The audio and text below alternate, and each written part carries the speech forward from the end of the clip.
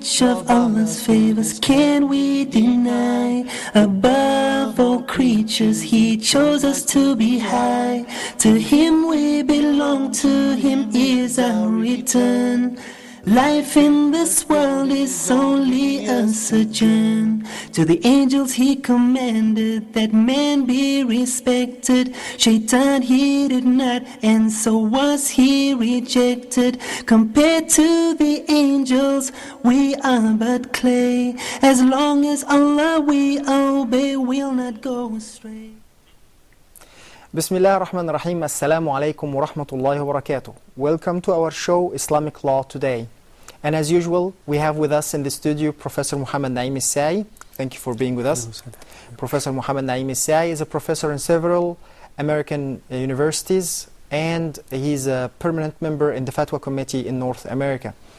In the previous episodes, we were talking about issues, Ramadanic issues, and Professor Muhammad, in the past episodes, he was talking about moon sighting, that it has to be from a naked eye and not based on calculations.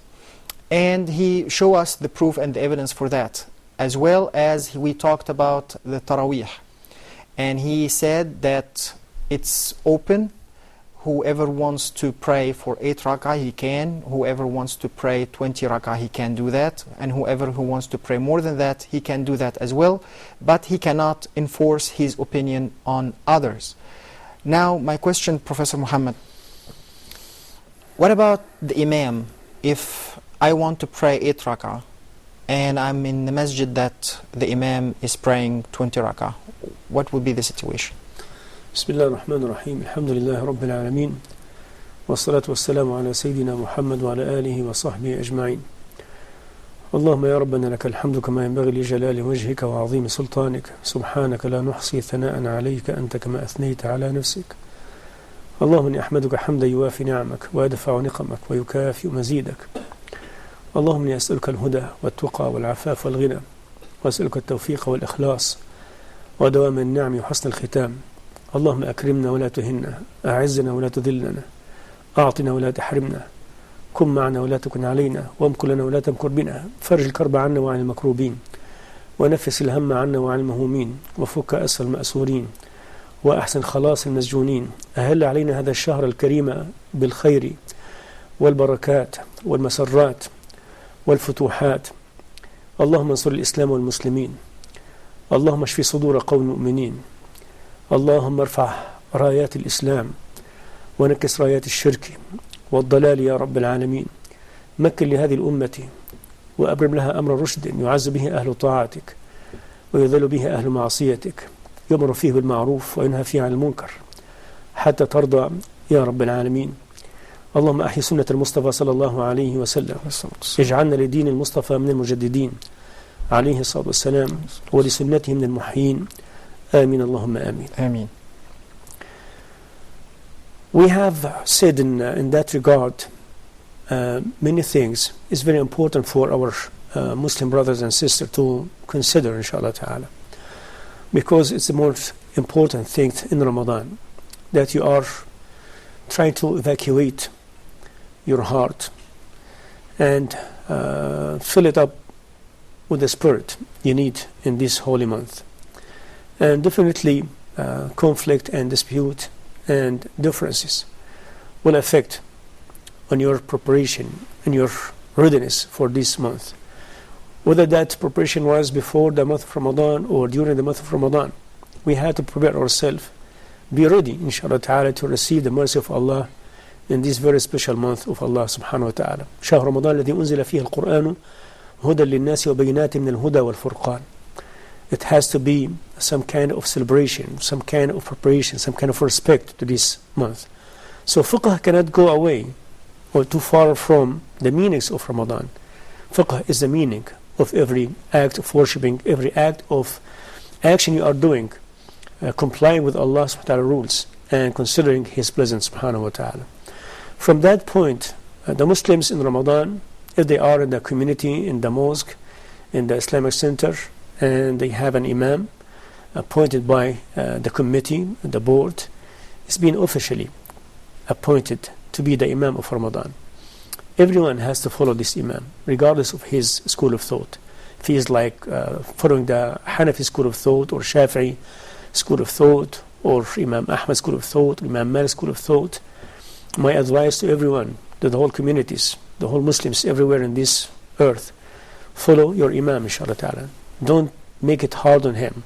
He is not there to receive your problems, your difficulties. He is there to help you and to help him at the same time, reaching Allah subhanahu wa ta'ala mercy and forgiveness. So everyone should follow that Imam. If he is going to pray 8 rak'ah, pray behind him 8 rak'ah. If you'd like to pray more and more, go home, and even after he finished, if that be allowed in your masjid, make another maybe group, jama'ah, to continue your taraweeh, your qiyam al-layl, to pray more than 8 rak'ah. If he's praying 20 rak'ah and you don't want to pray 20 rak'ah, pray 8 rak'ah and just leave. It is optional. You don't have to stick with him to finish the 20 rak'ah. You don't have to make problem or maybe difficulties because he's praying only 8 rak'ah. And this is the beauty of our Islamic law, inshallah ta'ala. Inshallah. If you know that the Prophet ﷺ, he did not pray, yes, in Ramadan more than the Sayyidah Aisha has mentioned in her very famous hadith. But we know as a fact that Sayyidina al-Khattab that he was choosing Ubay ibn Ka'b to lead Muslims at that time, the Sahaba and the followers in the Taraweeh time. And it is, as we said the other episode, according to the majority of our Muslim scholars, it was 20 rak'ah. We know as a fact people in Medina on the time of Sayyidina Imam Malik, they were praying, as we said, 36 rak'ah. So it's open prayer. The Prophet ﷺ was considering in his qiyamul layl, in his taraweeh, how much he's able to get closer to Allah subhanahu wa ta'ala. So this is another point to be considered in Ramadan, inshallah ta'ala. It is not the quantity, the quality. If 8 rak'ah would be good enough for you to get closer to Allah subhanahu wa ta'ala and be able to think and understand the meanings of Al-Quran al-Kareem, would be great, inshallah ta'ala.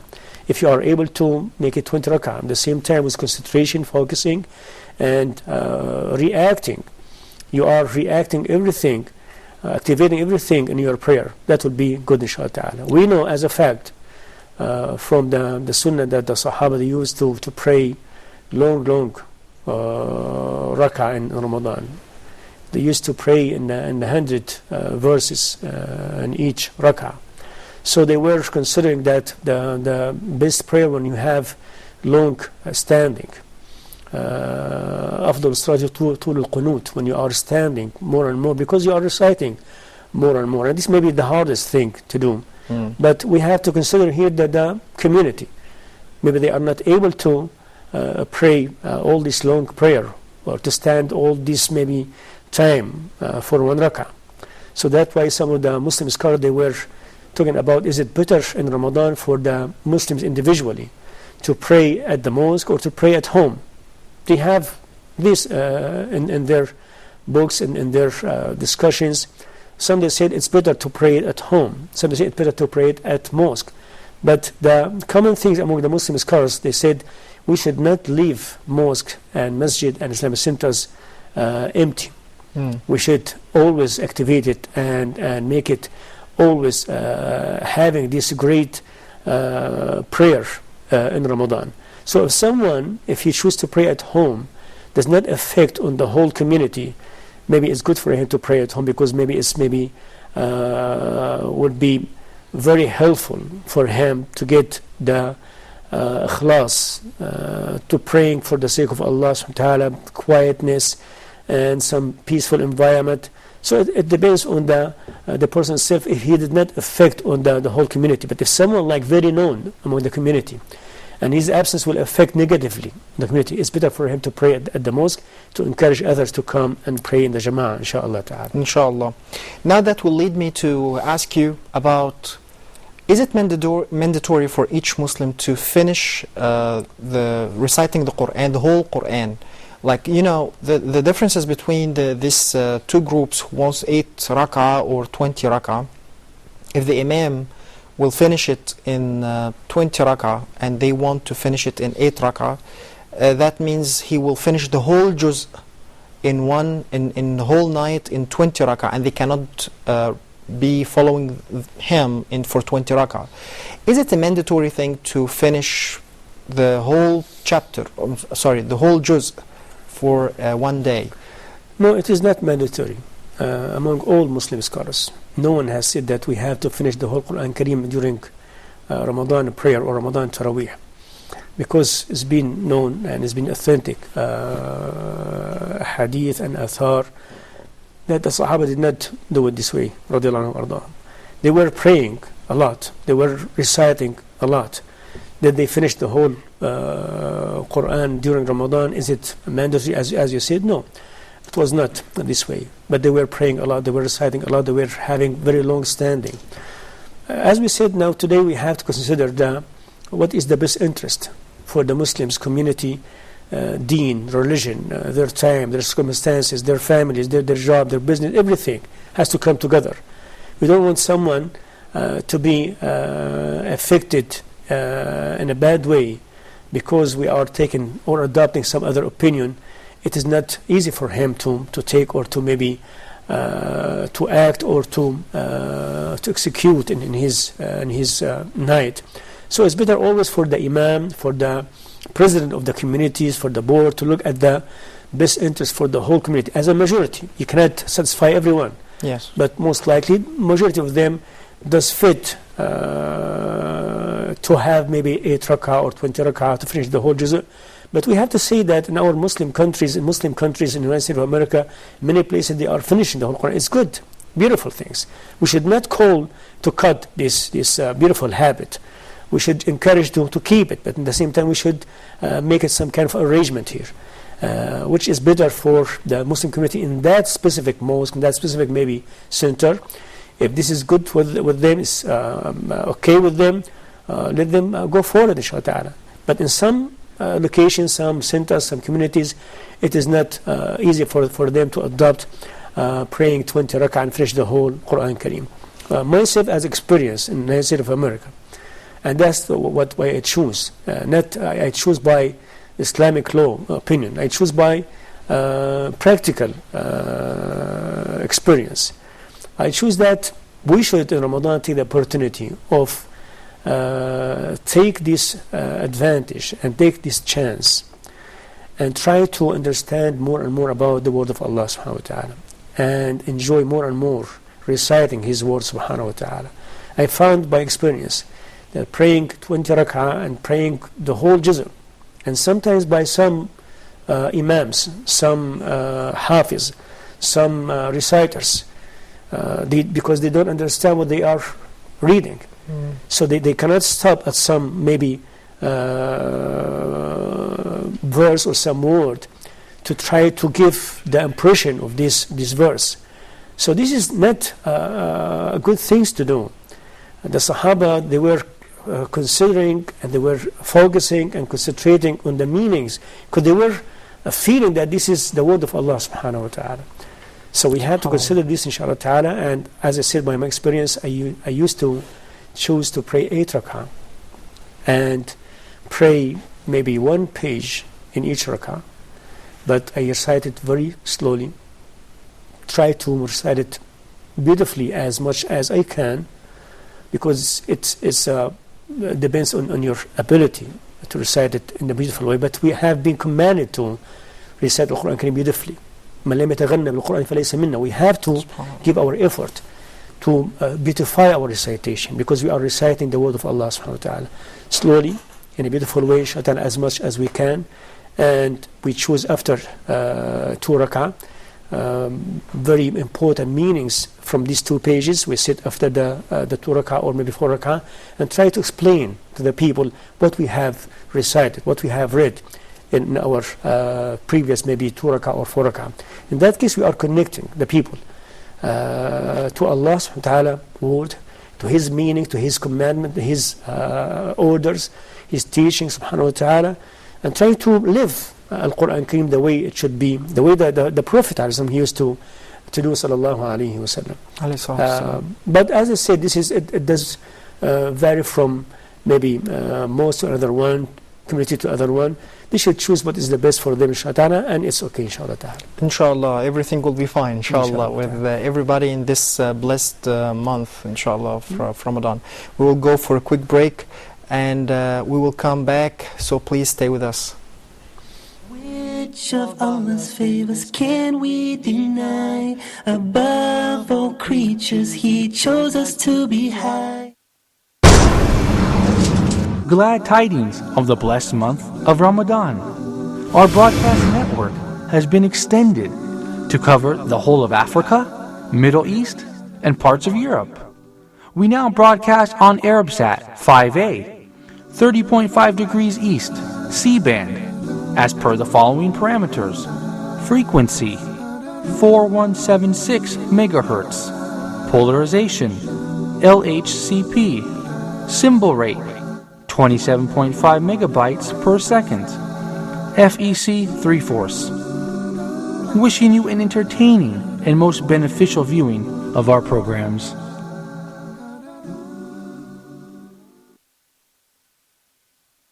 Which of Allah's favors can we deny? Above all creatures, He chose us to be high. Welcome back. Professor Muhammad, before going to the break, you were giving the advice for Muslims in general that it's better to meditate and reflect of the meaning of the Quran more than reciting the whole chapter or the whole juz without understanding anything of it. Let me go back a little bit of what you said, that Sayyidina Umar ibn Khattab took this and like started something after the Prophet ﷺ, and from this point it became like a habit with the Muslims. With that, some people consider this as a bid'ah.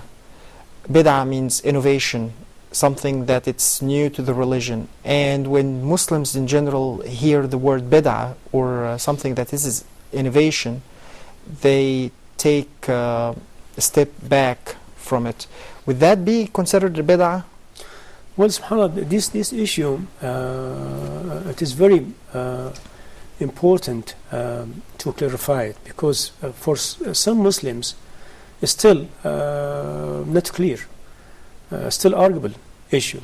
And some Muslims, they believe or they think that what happened in his time, Sayyidina Umar Khattab radiallahu anhu, it is not mandatory for us, or it is not an evidence to consider what he said and to follow what he did radiallahu anhu. It's enough for us to follow the Prophet ﷺ, that he did not pray more than 8 or 11 rak'ah including the witr, or 13 including the witr. But this is not the way the Muslims currently did understand this issue. It's not the way they put it according to the Islamic law rules. They say that Sayyidina Umar, when he said ni'matul bid'atu hadhi, and how the story started, as you know, that Sayyidina Umar came one time during one night of Ramadan, and he found the Sahaba, they were praying, someone praying individually, two person praying together. So they are like many groups in the masjid.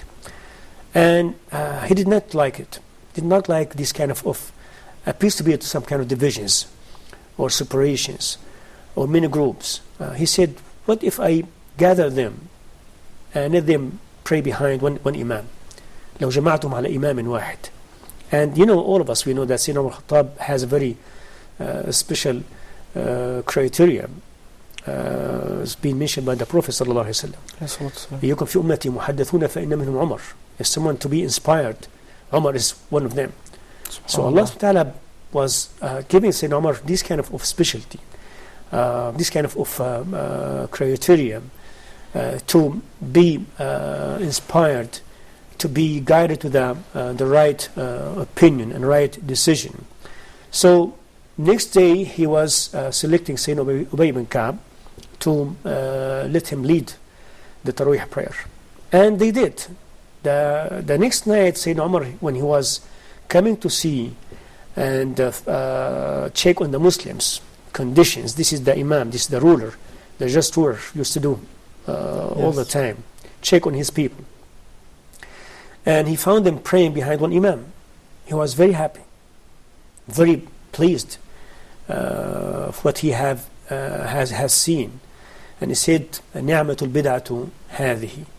This, if you'd like to translate it literally, what a good innovation this. Yes.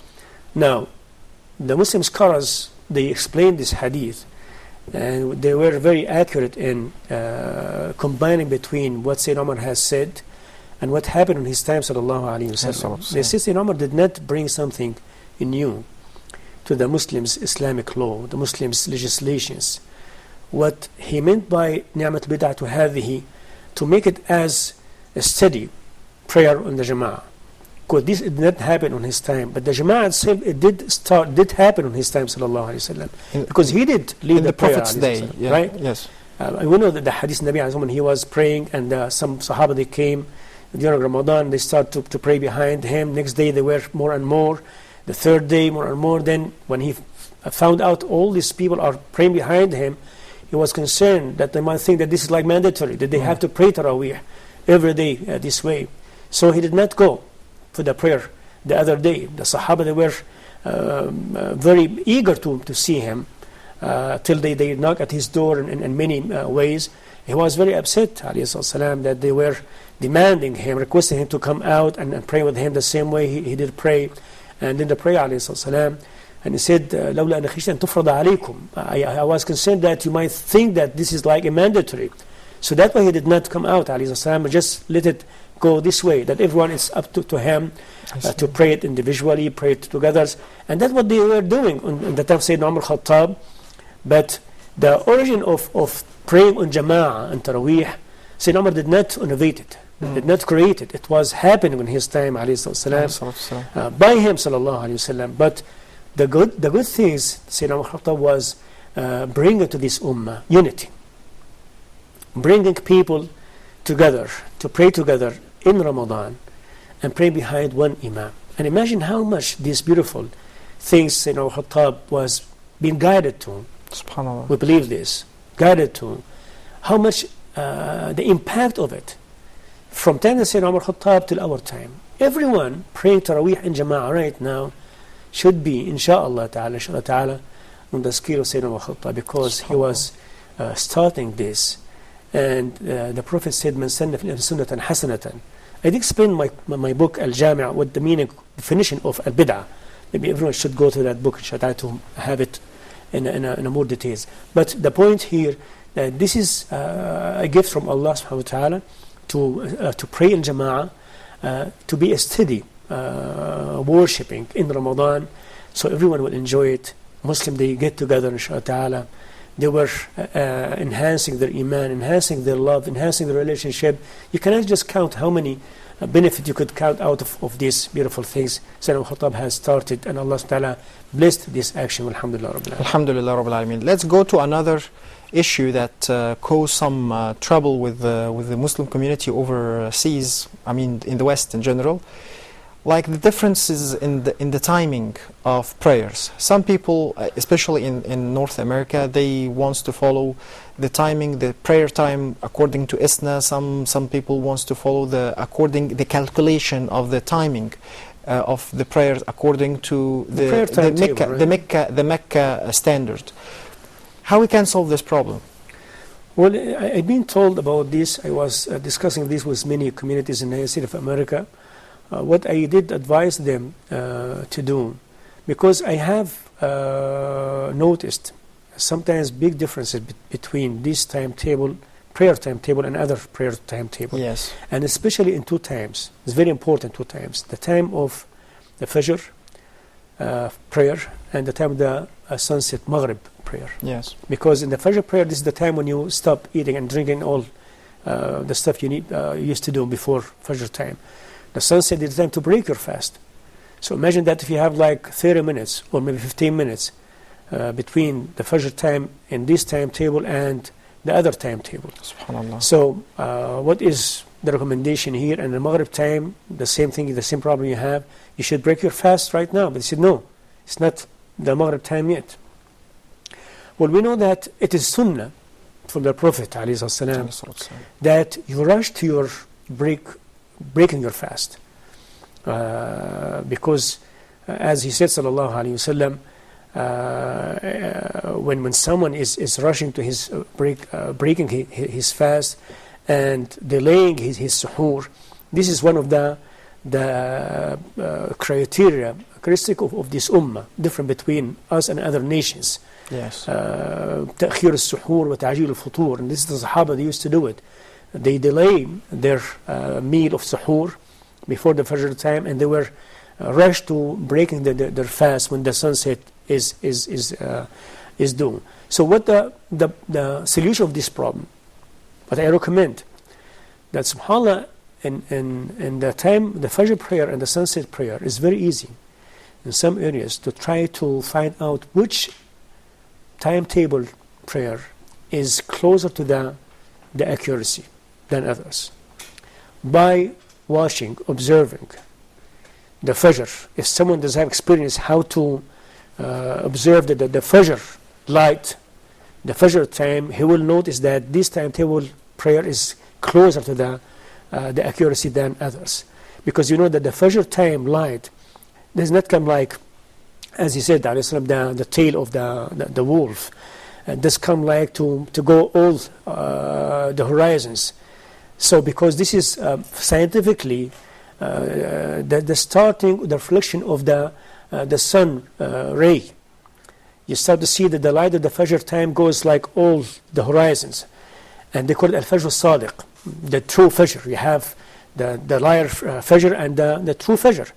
The Fajr, when it's like dew, the true Fajr, you see the light of the Fajr going all the way of the horizon. And someone that's experienced with this, he could notice that this is the Fajr time, and he could compare between what he has seen and what is the time being put it in that timetable prayer to say that this is like closer to the accuracy. The same thing for the sunset. It's very easy to watch the sun when it's going down. So someone does have experience of that, and he has a good location to watch the sunset. He could suggest that this timetable is maybe closer to the accuracy. Then in that case, he could fix the timetable he has according to what he has witnessed, what he has experienced, to make it closer to the accuracy, inshallah ta'ala. Inshallah. Actually, I think you answered my second question, which is that some people would not stop eating till they say we have to see the light. And once we see the light, that means this is the time that we have to stop eating for Fajr.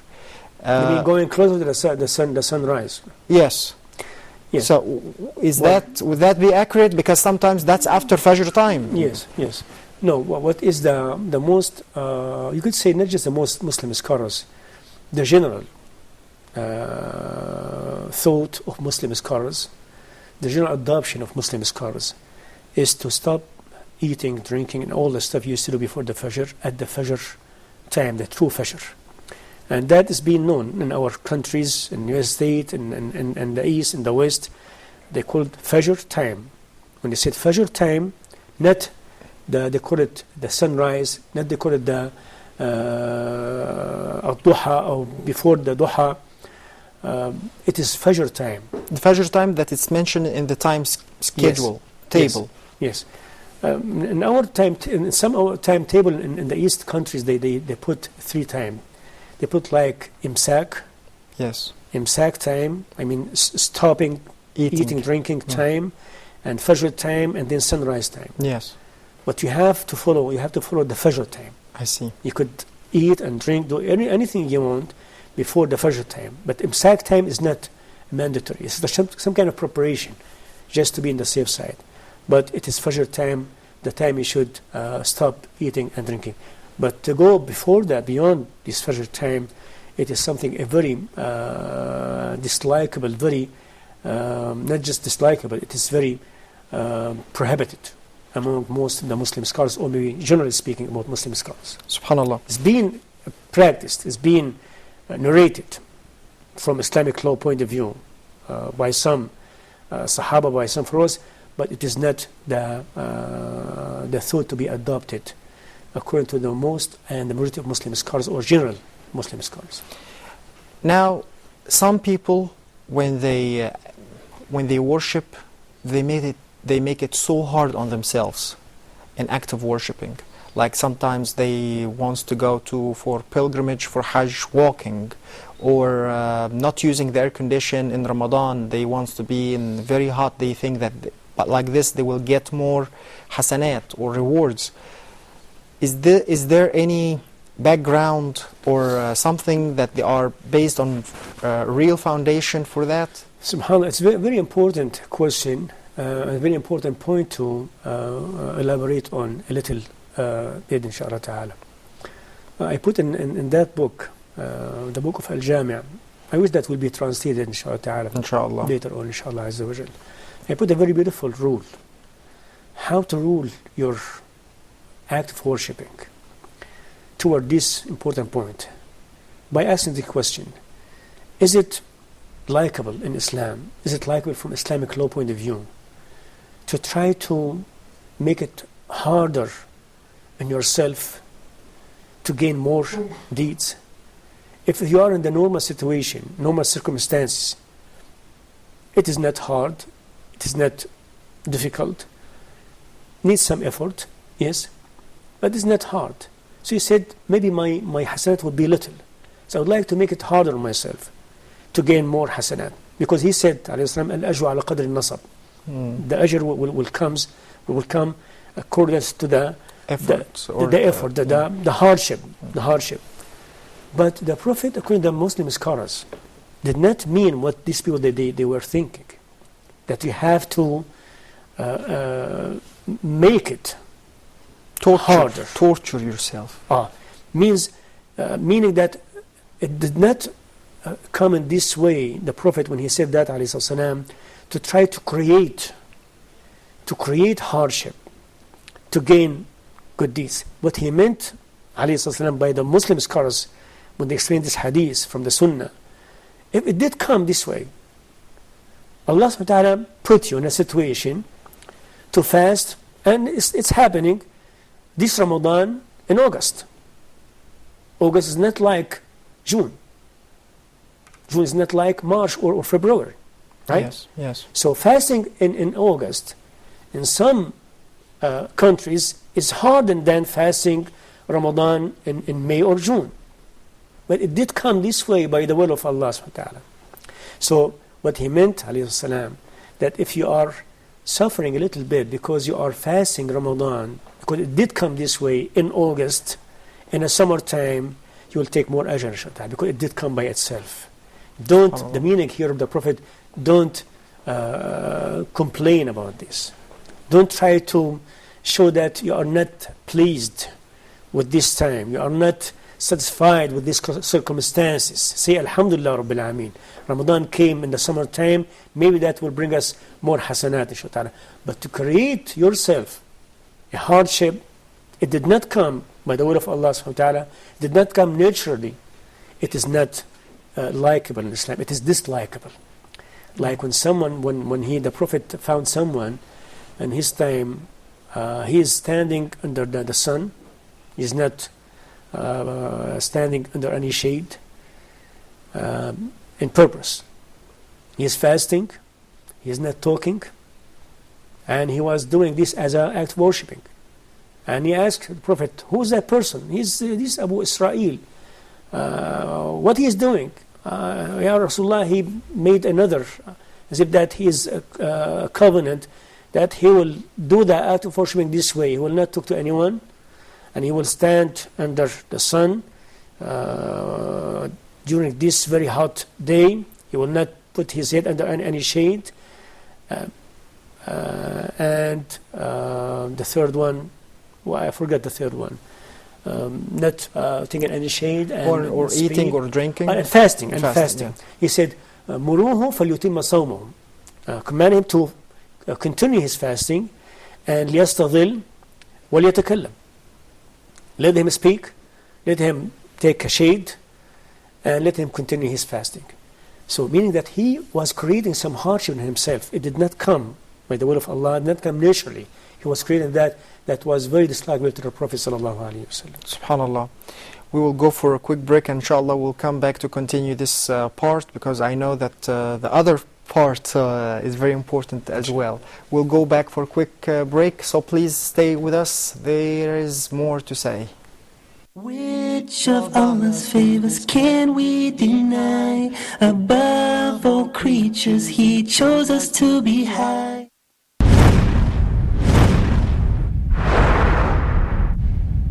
Welcome to returning to Allah. Why should we return back to Allah subhanahu wa ta'ala? This shows us that minor sins really are not minor. Minor sins, if put together, turn into major sins. Who are you sinning against? Who are you disobeying? You're disobeying Allah subhanahu wa ta'ala. The one who created you and your parents and your children and your friends and your family. The best of you is the one who turns back to Allah subhanahu wa ta'ala.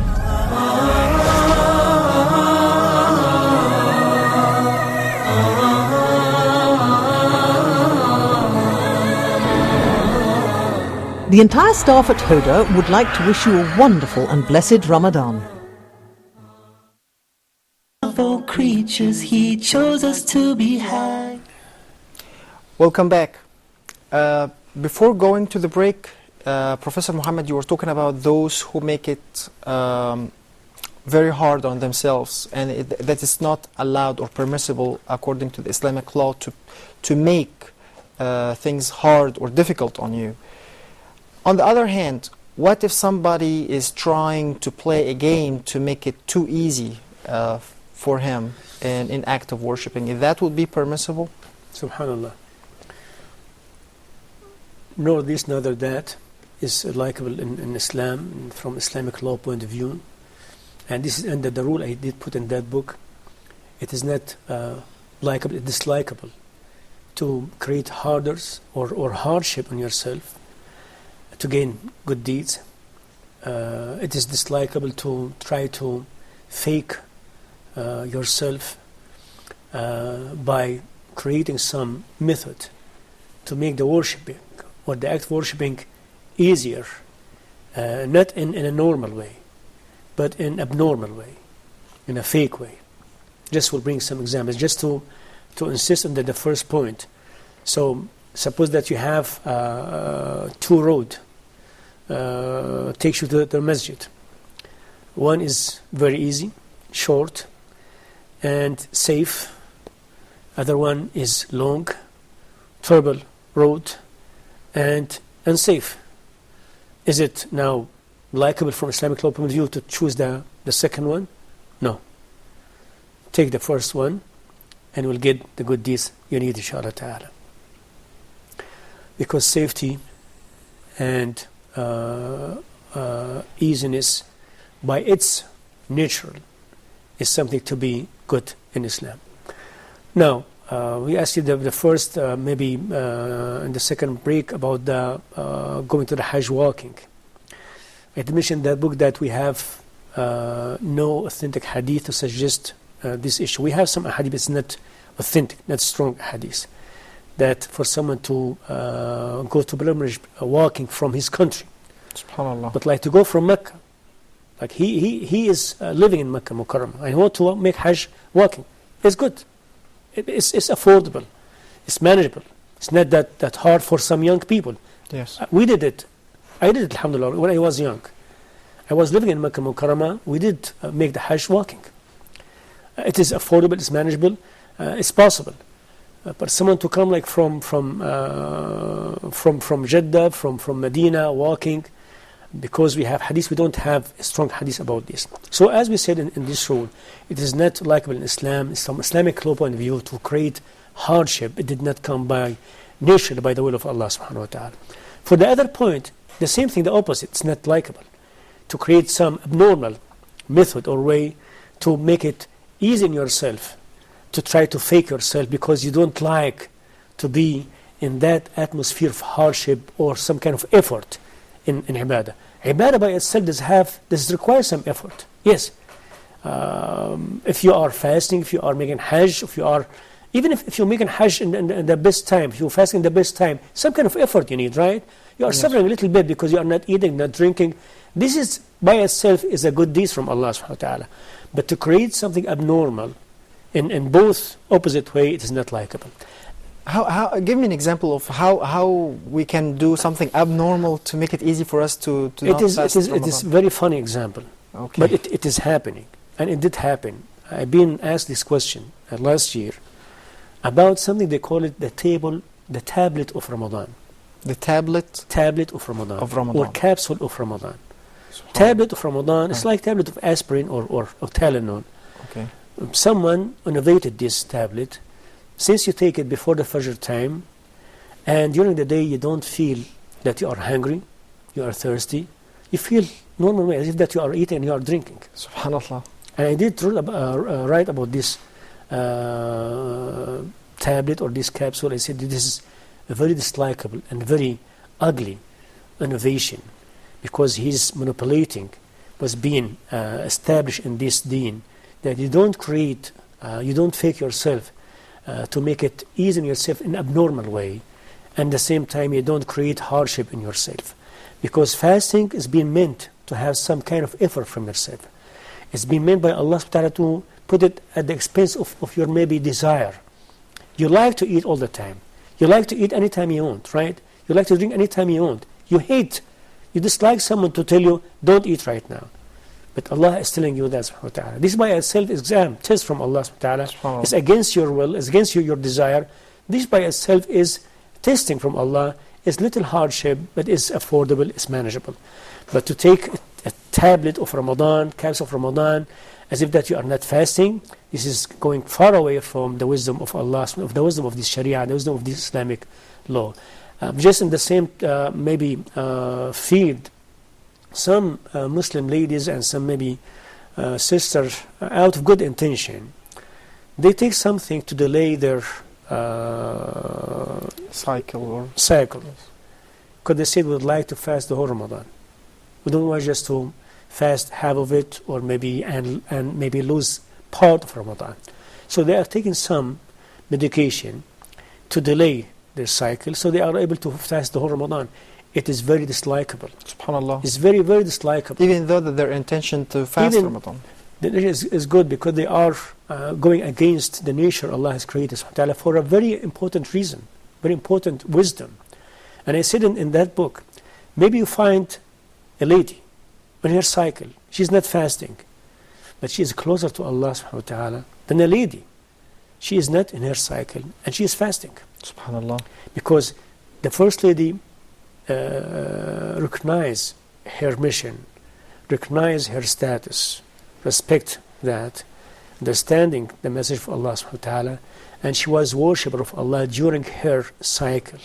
She is getting closer to Allah during her cycle because she surrendered herself to the nature of Allah subhanahu wa ta'ala, and she is fulfilling her time with something else. In Islam does not require tahara, wudu, ablution or anything like this. Dhikr, doing good things, saying good word, helping others. So that's why Muslim ladies long time ago, they were understanding what the wisdom of Allah, having women, Muslim women or sisters during Ramadan or during their life, having this cycle, so they cannot pray, they cannot fast. And subhanAllah, in Ramadan, if she did not fast because of her cycle, after Ramadan she could make these days up. In her daily life, if she did not pray because of her cycle, she is not commanded to make up these prayers, because prayer is every day. Ramadan is just one time a year. So it's easy for her to make these days up. So this lady, at her circle, closer to Allah subhanahu wa ta'ala, than other lady, she is not at her circle, but she is not closer to Allah subhanahu wa ta'ala. So what I recommend all Muslim sisters and women, during Ramadan, inshaAllah, don't take this tablet, don't take this medication. Make it the way Allah has created subhanahu wa ta'ala, and accept everything from Him subhanahu wa ta'ala. SubhanAllah, we have only 2 minutes left for this episode, and I have too many questions. If we can just quickly, like for example, why? I might just finish about this tablet for the ladies or sisters. Okay. Sometimes this is my recommendation from Islamic law point of view, from viewing the whole Sharia, viewing the whole wisdom of this Sharia. Don't take it. talking to the sister, don't take this tablet. Make it normal, inshallah ta'ala. Inshallah. And but this tablet to delay their cycle, sometimes they take it during the Hajj. Okay. During the Hajj is a different issue, because sometimes they are obligated to arrive in a certain time and depart in a certain time. They are within a group, and if she has a cycle in that time and she did not finish her tawaf al-ifada, the mandatory tawaf, and the group, they cannot wait for her. Subhanallah. And she cannot stay in Mecca because she has no capability to stay. She has no home. Even she has no money to cover her expenses. Sometimes it's very hard for the Muslim lady to have her cycle during this very special journey of Hajj. So in that case, we say it's okay, inshallah. Inshallah. This is very important add to this part. We will end it here. Inshallah. Thank you for sharing your information and knowledge with us. Brothers and sisters, that was the end of this episode. Inshallah, till we meet again in the next episode, I would like to thank Professor Muhammad Naim Saie for sharing his knowledge with us. And inshallah, till we meet again next week, inshallah. Wassalamu alaikum wa rahmatullahi wa barakatuh. Which of Allah's favors can we deny? Above all creatures, He chose us to be high. To Him we belong, to Him is our return. Life in this world is only a sojourn. To the angels He commanded that man be respected. Shaitan he did not, and so was he rejected. Compared to the angels, we are but clay. As long as Allah we obey, we'll not go astray. As the best of His creation, only us did He deem. This for us is honor, this high esteem. His qudrat it is that cause winds to blow. He gives us provision so that we may grow.